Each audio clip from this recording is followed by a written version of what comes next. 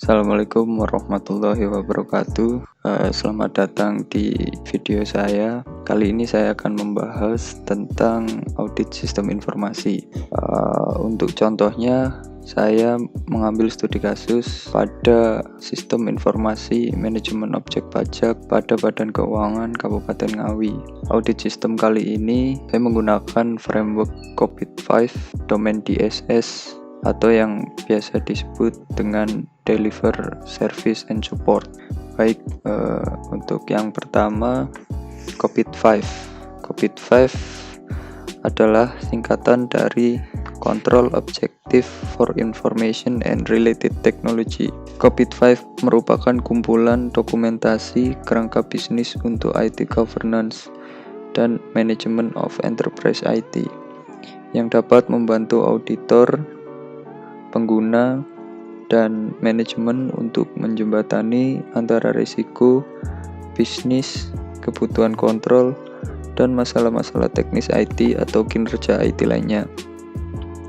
COVID-5 berisi tujuan pengendalian, petunjuk audit, kinerja, hasil metrik, faktor kesuksesan, dan maturity. Proses for Governance of Enterprise IT domain DSS adalah modul yang pertama, Manage Operation, yang kedua, Manage Service Request and Incident, yang ketiga, Manage Problems, yang keempat, Manage Continuity, yang kelima, Manage Security Service, dan yang keenam adalah Manage Business Process Controls, yang mana tiap-tiap modul tersebut memiliki fungsi dan kegunaan masing-masing. Lalu masuk di capability levels.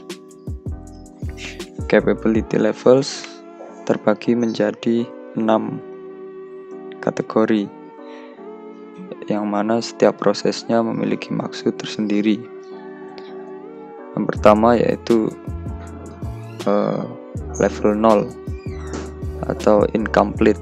Incomplete ini adalah sebuah tahapan di mana pada suatu organisasi tersebut prosesnya tidak dilaksanakan atau gagal untuk mencapai tujuan proses. Pada level ini terdapat sedikit atau bahkan tidak sama sekali adanya bukti dari setiap pencapaian tujuan proses. Untuk yang level 1 atau perform adalah proses yang telah diimplementasikan untuk mencapai tujuan bisnisnya. Yang kedua yaitu manage. Manage proses ini diimplementasikan dan dikelola, lalu hasilnya ditetapkan dan dikontrol. Yang ketiga, establish.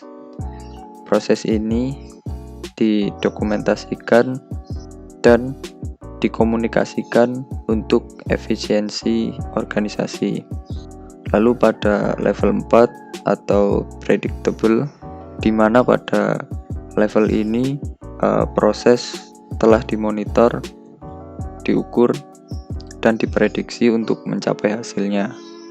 Lalu level 5 atau optimizing, yang mana sebelum prosesnya telah diprediksikan, kemudian ditingkatkan untuk memenuhi tujuan bisnis yang relevan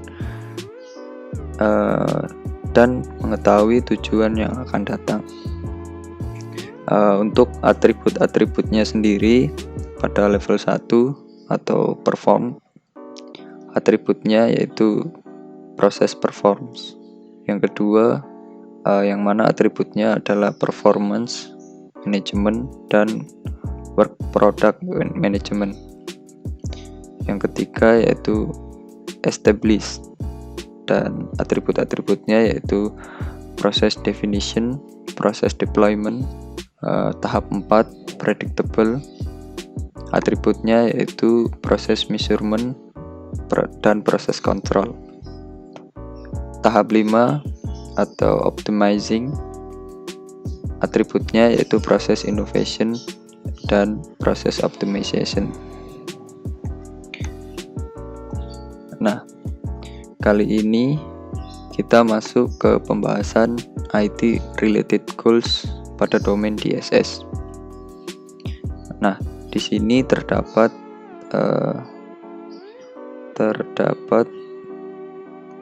detail-detail dari domain DSS, yang mana di sini terdapat S dan P,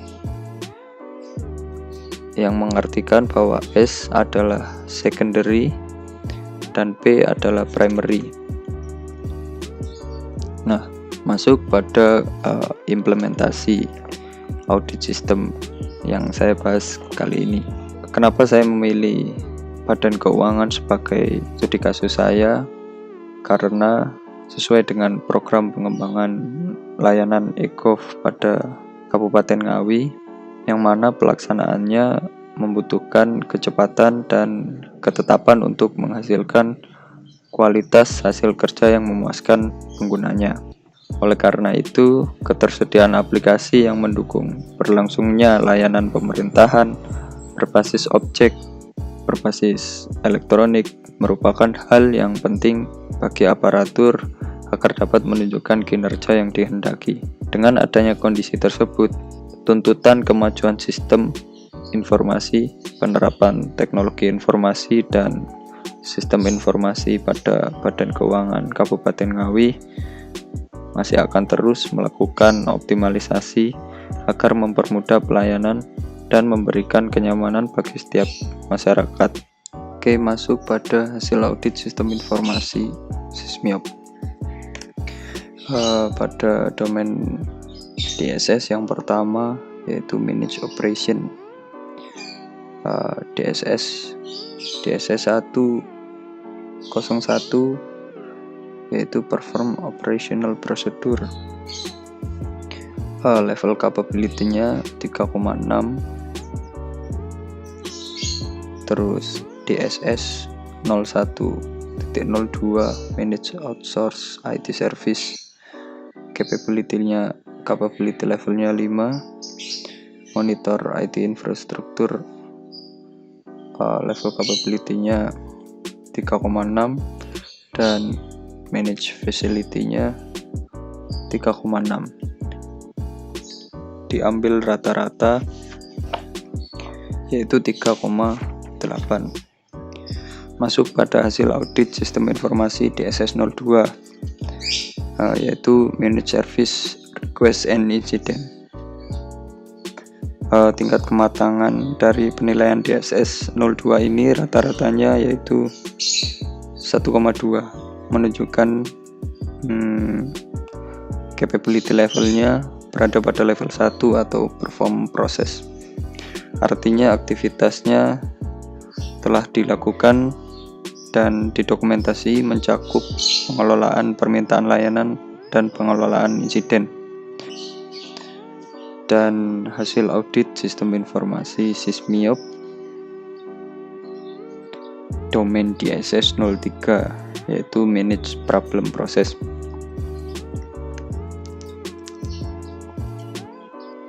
Uh, 2,8 ini menunjukkan berada pada level 2 yaitu manage proses, yang artinya aktivitas telah dilakukan dan didokumentasikan mencakup pengelolaan terhadap masalah yang terjadi. Berikutnya hasil audit sistem informasi SISMIOP domain DSS 04 manage continuity. DSS 04 manage continuity, yang mana 2,4 ini juga dibulatkan ke angka 2 dan menunjukkan berada pada level manage proses juga.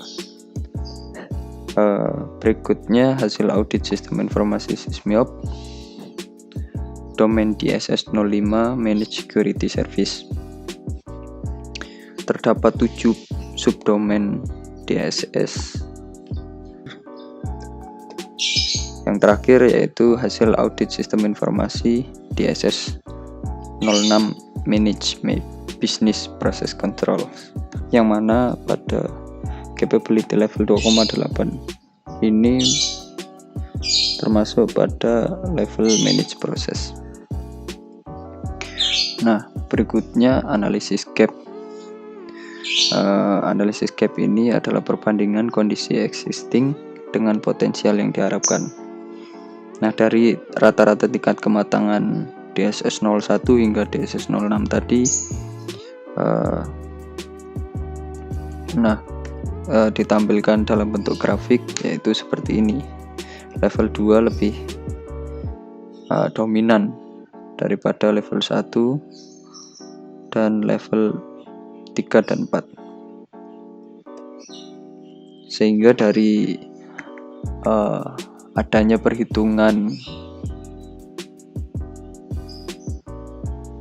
audit sistem informasi tadi menggunakan framework COVID-5 Domain DSS, dapat ditarik kesimpulan bahwa rekomendasi yang kita sampaikan yaitu mengembangkan Sysmiop berbasis web untuk optimalisasi keberlangsungan birokrasi pada Badan Keuangan Kabupaten Ngawi dalam konteks pembayaran pajak bumi dan bangunan.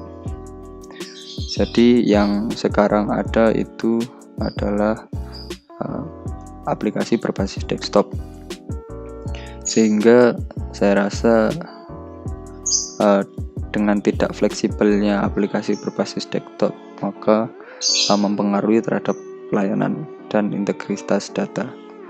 Yang kedua itu mengembangkan data agregat yang siap untuk diintegrasikan dengan sistem lain yang lebih update dan fleksibel. Integrasi tersebut biasa kita sebut dengan interoperabilitas data. Rekomendasi berikutnya itu membuat juknis untuk mempermudah staf pada saat operasional penggunaan Sysmiop. Juga staf mendapat pengetahuan tentang troubleshootingnya jika terjadi suatu permasalahan. Interoperabilitas data dapat digunakan untuk pengembangan sistem monitoring dan evaluasi mulai dari pendapatan hingga tanggungan wajib pajak yang belum melaksanakan pembayaran. Interoperabilitas data dapat digunakan untuk pengembangan sistem monitoring dan evaluasi mulai dari pendapatan hingga tanggungan wajib pajak yang belum melaksanakan pembayaran. Sekian sharing saya pada kesempatan kali ini. Jika dirasa terdapat kesalahan atau saya pribadi mengucapkan mohon maaf yang sebesar-besarnya. Terima kasih. Wassalamualaikum warahmatullahi wabarakatuh.